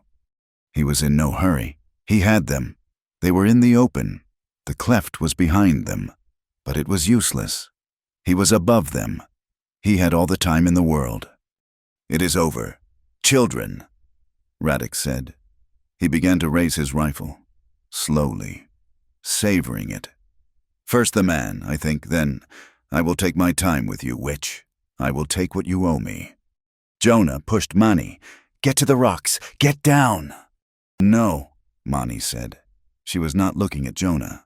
She was staring at Radek, her entire being focused, a singularity of hate. This was it, the moment, the man who had smiled. Before Jonah could grab her, she broke cover. She did not run for the cleft. She did not run away. She ran at him. She launched herself up the slope, charging the high ridge, charging the rifle. She was a blur against the snow, a small, dark, impossible target.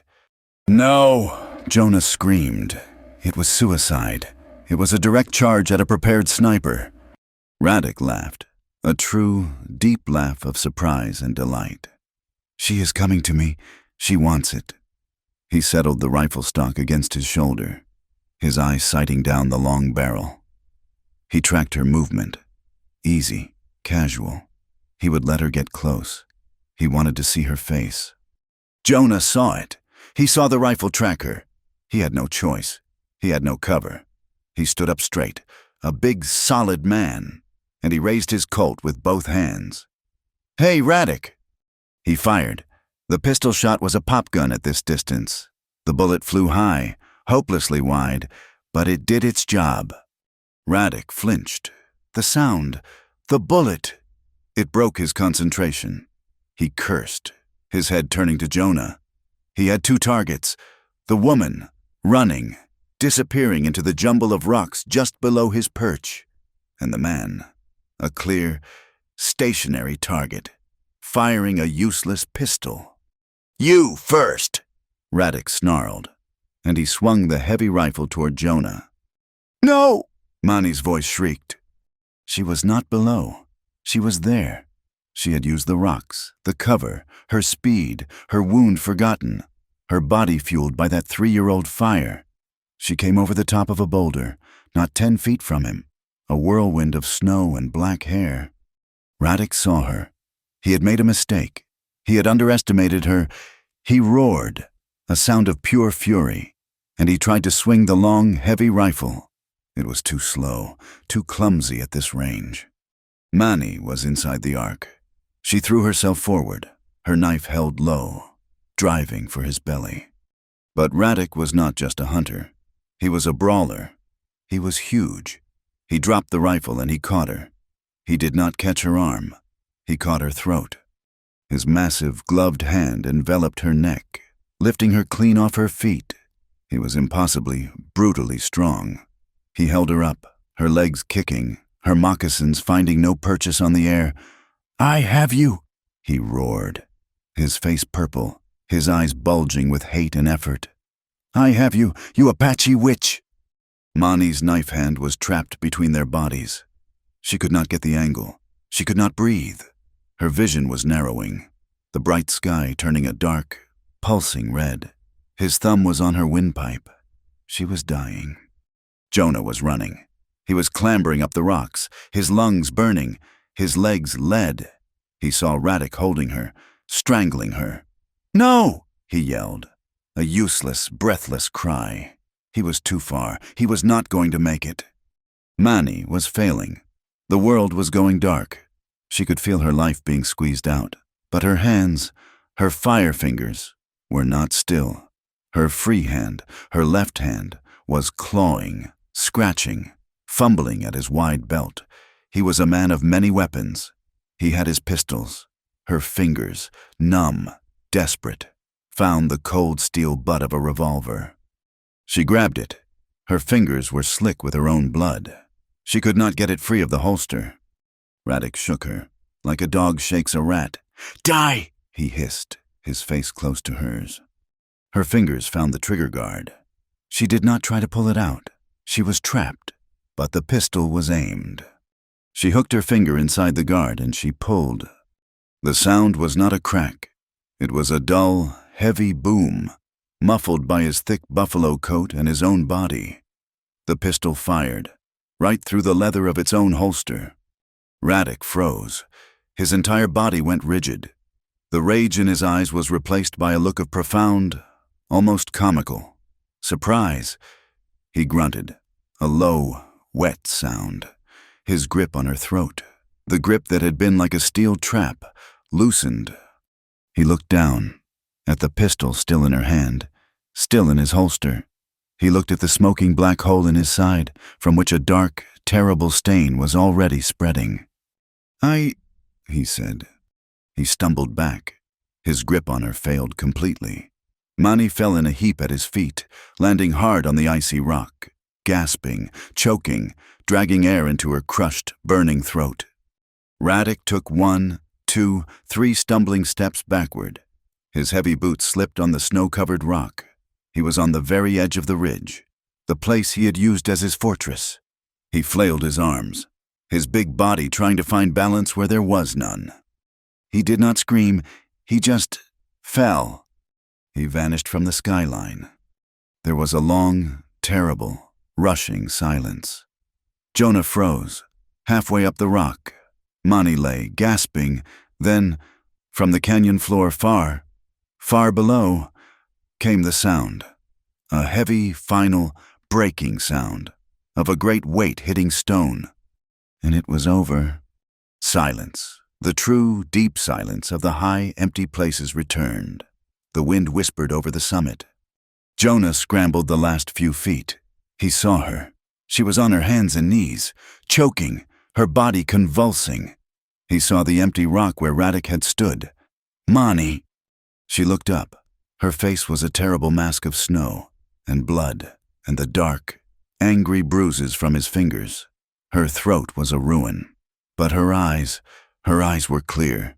The burning, obsessive fire of 3 years of hate was gone. It had burned itself out. "He is gone," she whispered, the words a raw croak.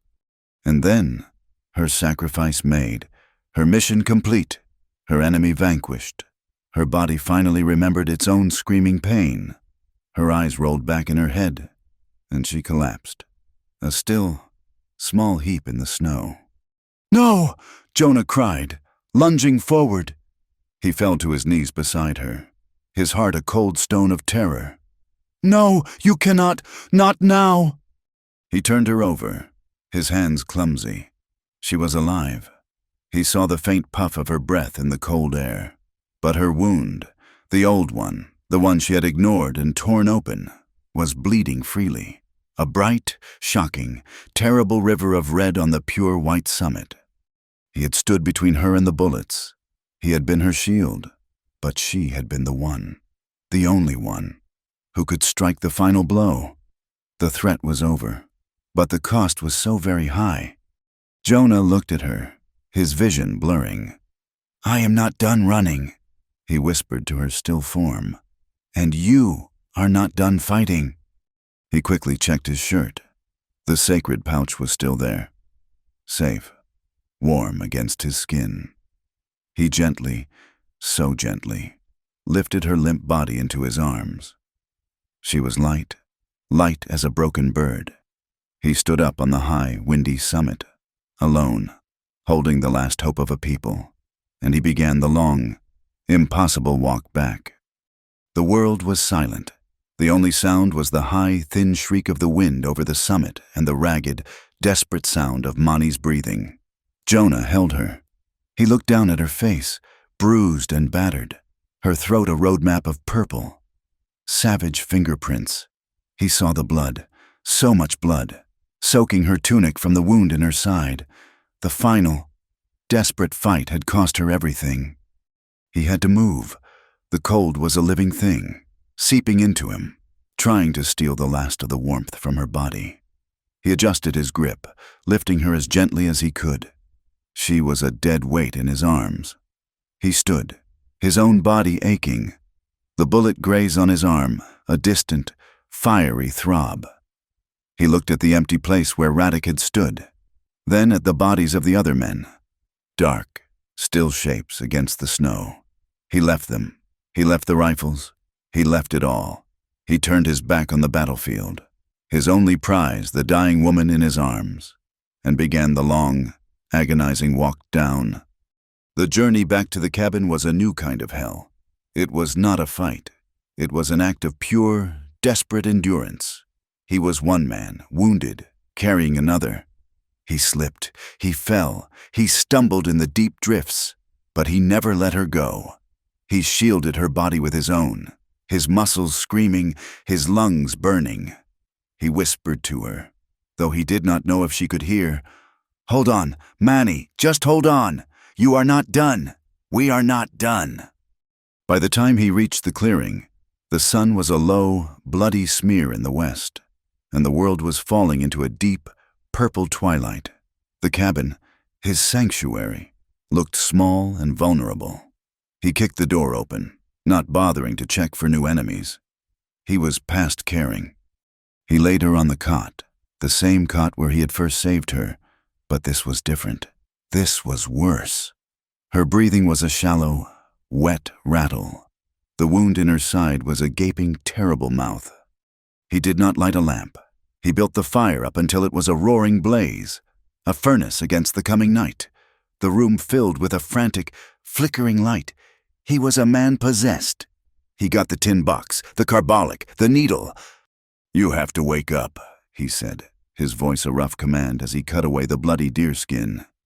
"You have to help me. I cannot do this alone." She did not wake. She was lost in the deep, gray place between life and death. He did a soldier's work. He cleaned the wound. It was torn wide, the stitches ripped out. He had to set new ones. He worked with a grim, focused desperation, his large hands shaking, not from cold, but from terror. He stitched her skin together, his own blood from his arm dripping onto her, mingling with hers. He bandaged her tightly, using the last of his clean rags. He tended to her throat, gently, his rough fingers tracing the bruises. He washed her face, cleaning away the blood and the gunpowder. He covered her with every blanket he owned. He sat, his pistol on his lap, and he watched her. He watched her breathe. Each tiny, rattling gasp was a victory. Each moment she did not slip away was a war he was winning. He must have slept, his head falling onto his chest in the chair. He woke with a start. The fire was low, the room cold. It was morning. She was watching him. Her eyes were open. They were not blazing. They were not full of hate. They were just there, empty, exhausted. She had been to the edge, and she had come back, but she had left something behind. "Jonah," she whispered. Her voice was a terrible, broken croak, a dry rasp that was painful to hear. He was at her side in an instant, a cup of water in his hand. "Easy, do not talk." He lifted her head, helping her sip. She drank, then she looked at him. "The pouch," she rasped. "It is here," he said. He pulled it from his shirt. "It is safe." She looked at it, the small, stained bag. A single tear, the first he had ever seen, tracked a clean path through the grime on her cheek. I have to—" "You do not have to do anything," he said, his voice thick. "But live. Just live." The hate was gone. The fire that had driven her for 3 years, the vow that had been her shield and her sword, it was extinguished, and in its place was a vast, cold, empty void. Radek was dead. Her family was avenged, and she was lost. Her recovery was not a battle. It was a long, slow crawl back from an endless, gray emptiness. Jonah hunted. He fed her. He kept the fire. He sat with her, sometimes in silence, sometimes talking, filling the empty room with the sound of his voice. He told her about his life back east, about the farm he had left, about the war, about the ghosts. He told her everything. He unburdened his own soul to her, as if his words could be a tether to keep her bound to the world. She listened. She began to heal. The body, stubborn, mended. Her throat remained a ruin, her voice a permanent, rough whisper. The scar on her side was a thick, puckered thing, a constant, dull ache, but the deepest wound was the one he could not see. "What now?" she whispered to him one night, as the fire burned low. The cabin, once their sanctuary, now felt like a prison. It was a place of ghosts, his and hers. "Now," Jonah said, "we live. You have a mission. Remember." She closed her eyes. The mission, the map, her people. It felt distant. It felt like someone else's life. I am so tired." "I know," he said. He sat on the edge of the cot and, for the first time, he took her hand. Not in passion, not in desperation. He just held it. "I know, so am I. But you are not alone anymore. Mani, it is not just your mission. It is ours." That was the turning point. The emptiness did not fill, but it receded. The first fragile seed of a new purpose began to grow. Not a purpose born of hate, but of hope, of duty. They knew they could not stay. The bodies on the mountain would be found. The story would be told. Men would come. The cabin was tainted. His old life was over. He let her heal for 2 more weeks. He hunted, stockpiling dried meat. He mended his moccasins, and he made a new, sturdy pair for her. She was quiet, but she was present. She would sit by the fire, her hands, her fire fingers, slowly, painfully, beating a new pattern onto a strip of hide. She was creating, not mending, not destroying, creating. One morning, she stood up. She walked to the door, her limp slight but permanent. She opened it and breathed the cold, clean air. She was weak, she was scarred, but she was alive. "It is time," she whispered. Jonah nodded. They took almost nothing. His sharps, her knives, his pistol, all the cartridges they could carry, salt, a little flour, the dried meat, his axe, and the sacred pouch, which Mani now wore on a thong around her own neck, tucked safely inside her tunic. Jonah looked around the small room that had been his world. He saw the ghosts, his and hers. He saw the bloodstains on the floor, the memory of her pain. He picked up the last log and threw it on the dying embers. Then he took the oil lamp and he poured the oil onto the cot, onto the floor. "It is done," he said. He struck a match. He dropped it. They stood outside in the snow and watched it burn. The cabin that had been his refuge, his prison, and their sanctuary, went up in a column of clean, white-hot flame. It was a funeral pyre for their old lives. The ghosts shrieked and were consumed, and the smoke rose, black and final, into the cold blue sky. When it was just a smoking ruin, Jonah turned his back. He did not look again. "Which way?" he asked. Mani did not hesitate. She did not walk east, toward the world of men. She did not walk south, toward the army. She turned her face to the west, to the vast, uncharted, unbroken wall of mountains that rose up to kiss the sky. "This way," she whispered, and they began to walk. They journeyed into the wild, a place no map had ever marked. They were too small, broken, healing people, alone in a vast, indifferent wilderness. But they were not running. They were seeking. Mani was the guide.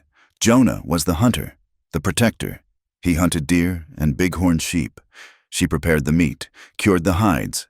They moved slowly, a few miles each day, her body still weak. When she faltered, he was there. He held her. He shared his strength. They found a new language in the silence. A look, a touch of the hand, a shared glance at a sunset that painted the snowfields in colors of blood and gold. The world was hard. It was cold, but it was clean. They crossed a high, windswept pass, a journey that took 3 days, and on the other side, the world changed. The mountains fell away into a deep, sheltered valley, a red rock canyon that was hidden from the world. Jonah saw it first. "Mani, look!" She came to stand beside him on the rim. Below them, in the heart of the canyon, a thin plume of steam rose into the air. A hot spring. It melted the snow. And even from here, they could see patches of green, winter-cured grass. It was a pocket of life, sheltered from the wind, hidden from the world. It was the place from the map, the place of her ancestors' promise. Mani looked down. Her hand went to the pouch at her throat. The wind whipped her black hair across her face, a face that was scarred and harder and older. But the emptiness in her eyes was gone. "We are here," she whispered. Jonah looked at her. He looked at the valley. This was not a place to hide. This was a place to build. He reached out and took her hand. She laced her fingers, her fire fingers, with his. They stood on the rim of their new world. 2 survivors, scarred and broken, but not defeated. They had faced the loss. They had paid the cost. And here, in the heart of the wild, they had, at last, found their peace. They did not descend that day. They stood on the rim of the canyon until the sun set. 2 still figures against a sky of fire and deepening purple. They watched the shadows pool in the valley below, watched the small, white plume of steam from the hot springs rise like a prayer in the cold air. They were looking at their future. It was a blank, white, terrifying, and beautiful page. The walk down was hard. Mani, though her spirit was rekindled, was still weak. Her limp was more pronounced on the steep, rocky game trail. Jonah carried the bulk of their gear, his big Sharps rifle balanced on his shoulder, his hand always ready to reach back for her, to steady her on the treacherous, icy patches. She did not always take it. Her pride was a strong, straight thing, a backbone of iron. But when she did, her scarred fingers would lock with his, a silent, necessary bond. The valley was a miracle. It was a deep, hidden fold in the earth's crust, maybe 2 miles long and a half-mile wide. The high, red rock walls protected it from the wind. The hot springs bubbled up from the earth, a series of pools that steamed in the cold, creating a microclimate. The snow was thin on the valley floor, and in the places closest to the warm water, the ground was bare, the grass a pale, winter-cured green. A small, clear stream, born of the springs, ran the length of the new world. It was not a paradise. It was just a chance. It was a place to make a stand, not against men, but against the wilderness. A place to build. Jonah was a man reborn. The ghost who had hidden in a cabin was gone. In his place was a builder, a protector. He had a purpose that was not defined by his past, but by his present. He found a shallow cave in the canyon wall, a wide, dry overhang. It would be their first home, their shelter while he worked. He began to build. He had his axe. He felled the sparse, hardy pines that grew high on the canyon slopes. He worked from sunup to sundown, his muscles, which had gone lean in his isolation, swelling and hardening with the labor. He was no longer just a hunter. He was building a home. He would not use logs this time. He quarried the flat, red stone from the canyon floor. He would build a house that was part of the rock, a fortress that could not be burned. Mani, too, found a new purpose. The fire of her vengeance was gone, and the terrible, cold void it had left was slowly, painfully, beginning to fill. She was not just a warrior. She was a woman. She tended the fire. She took the small, hard-won game. Jonah brought back rabbits, a single, tough bighorn sheep, and she was frugal, using every piece. Her fire fingers were busy. She wove snares. She scraped and cured the hides, her hands aching, her old skills returning. She would sit by the steaming pools, letting the warm, mineral-rich water soak the ache from her scarred side and her bruised throat. Her voice would never return. It was a permanent, breathy whisper, a constant, physical reminder of her fight, of the cost. And she held the pouch. She held the sacred map. This valley, this was the place. But it was empty. It was a home with no family. Her mission was not over. It had only just begun. "They are still out there," she whispered to Jonah one night. They were sitting by their fire in the mouth of the shallow cave, the stars brilliant chips of ice in the black, velvet sky. Jonah stopped sharpening his knife. He knew what she meant. Her people, the lost ones. "Yes," he said. "I have to find them," she said. It was not a question. This is for them." He looked at her. He saw the resolve in her face. This was not the obsessive, self-destructive drive for revenge. This was something new. It was the calm, steady, life-giving duty of a leader. She was no longer Firefingers, the avenger. She was Mani, the guide. He felt a sharp, sudden pain, a cold lurch of fear. To have found her, to have saved her, to have built this fragile peace, only to lose her again to the world outside. "When?" he asked, his voice low. "When the snow melts from the high passes. In the spring, I must go alone. It is my path." He wanted to argue. He wanted to tell her it was madness, that she was not strong enough, that the world would swallow her, that he would go with her. But he looked at her face, at the quiet, unbreakable strength there, and he knew he could not. He had run from his own past. He would not, could not, stand in the way of her future. He was her partner, not her keeper. "I will be here," he said, and the words were a vow, as binding as the one he had made in the cabin. "I will have the home ready. I will keep the fire. I will be waiting." She reached across the small space between them and laid her scarred hand on his. "I know," she whispered. Winter held them in its cold, white grip. They survived. They worked. They lived. The house of stone grew, wall by wall. They spoke of the future, of planting things, of finding seeds. They were two people, a man and a woman, building a life from the bedrock of the world. And in the long, cold nights, in the shelter of the cave, they found more than just peace. The bond that had been forged in the fire of the battle, the promise that had been made, was not forgotten. They came together, not with the desperate, fevered need of that first night, but with the slow, deep, powerful tenderness of two people who had seen the worst of each other and the world, and had chosen to stay. It was a quiet, healing thing, a mending. When the spring came, it came with a rush. The snows melted, and the small stream became a roaring, joyous thing. The grass on the valley floor turned a bright, vibrant green. Mani was ready. She was strong. Her limp was gone, leaving only a memory. She had her knives. Jonah gave her his pistol. He gave her half their supply of dried meat. They stood at the mouth of the canyon, where the trail led back up into the world. "Be safe," he said, his voice rough. He could not bring himself to say more.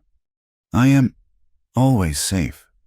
With this, she touched her throat, where the sacred pouch lay, and then she touched his chest, where his heart beat under his shirt. She turned, a small, strong figure in her mended buckskins, and she began to climb. She did not look back. Jonah watched her until she was a tiny dot against the rocks. He watched until she was gone. He stood there for a long time, alone again, in the vast, empty silence. But it was not the silence of a man hiding. It was the silence of a man on guard. He turned and walked back into the valley, his hands clenched, to continue his work. The summer was long and hot and lonely. He finished the house. It was a simple, strong, beautiful thing. A single room of red stone with a solid roof. He hunted. He cured the meat. He waited. He fought the ghosts, the new ones, the ghosts of his fear for her. He fought the doubt. He kept the fire. He was on the rim, watching, as he did every day. When he saw them, it was late afternoon, the sun low, the shadows long. They were not a war party. They were a memory. They were a slow, stumbling procession of the broken. He saw her, at the front and behind her. 8, 9, 10 figures. An old man, bent but not broken, walking with a stick. 3 women, their faces maps of hardship. And children, 4 of them, small, thin, with eyes that were too big, too old. They were the last scattered remnants of her people, the ones who had hidden, the ones who had survived. She had found them, in the high, cold mountains. She had hunted for them, and she had brought them home. Jonah ran. He did not walk. He ran down the game trail, his heart a hammer in his chest. He saw her face as she looked up, saw the weariness, the bone-deep exhaustion, and he saw her smile, a small, real, brilliant smile. He did not speak. He just opened his arms. She fell into them. He held her, burying his face in her hair, breathing in the scent of her, of pine and dust and the long trail. "You came back," he whispered. "I told you I would," she rasped, her arms tight around his back. He looked over her shoulder at the small, terrified, hopeful band of people who stood watching. He let her go, and he stepped forward. He stood before the old man, who looked at him with wary, ancient eyes. Jonah unslung his rifle. He did not offer it. He held it in one hand. "I am Jonah," he said. "This is your home. You are safe here. I will hunt for you." The old man looked at him. He looked at Mani, who stood, proud and weary, beside this huge, bearded white man.